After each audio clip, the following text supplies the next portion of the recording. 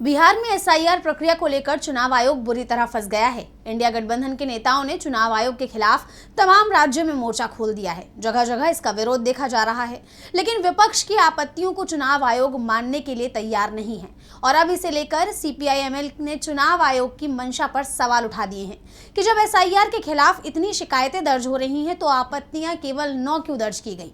तो क्या सीपीआई-एमएल ने चुनाव आयोग पर आरोप लगाए हैं? देखिए इस रिपोर्ट में। बिहार में एसआईआर प्रक्रिया को लेकर चुनाव आयोग गंभीर आरोपों से घिर गया है। पहले ही उसने विपक्ष के सभी दावों को मानने से इनकार कर दिया और अब उस पर ये आरोप लग रहे हैं कि आयोग विपक्षी दलों की आपत्तियों को भी स्वीकार नहीं कर रहा है।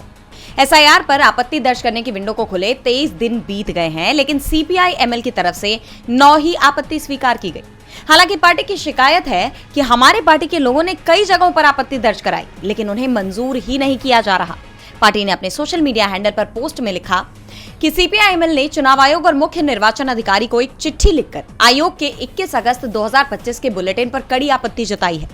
ये चिट्ठी बाद में मुख्य चुनाव आयुक्त को भी भेजी गई। बुलेटिन में दावा किया गया है कि एसआईआर प्रक्रिया के तहत बिहार की मतदाता सूची से 65 लाख मतदाताओं के नाम हटाए जाने के संबंध में किसी भी राजनीतिक दल के बूथ लेवल एजेंटों यानी बीएलए ने कोई आपत्ति दर्ज नहीं की है। पार्टी ने बताया कि सीपीआई-एमएल के बिहार के राज्य सचिव कुणाल एसके चौधरी ने चुनाव आयोग के दावों को तथ्यात्मक रूप से गलत ठहराया है। उनका कहना है कि आयोग ने आपत्तियां दर्ज करने की प्रक्रिया को कभी भी प्रभावी या पारदर्शी नहीं बनाया। इसके साथ ही पार्टी ने कई नामों के उदाहरण भी दिए जिन्हें लेकर आपत्तियां दर्ज कराई गई थी, लेकिन चुनाव आयोग की तरफ से उन पर संज्ञान नहीं लिया गया।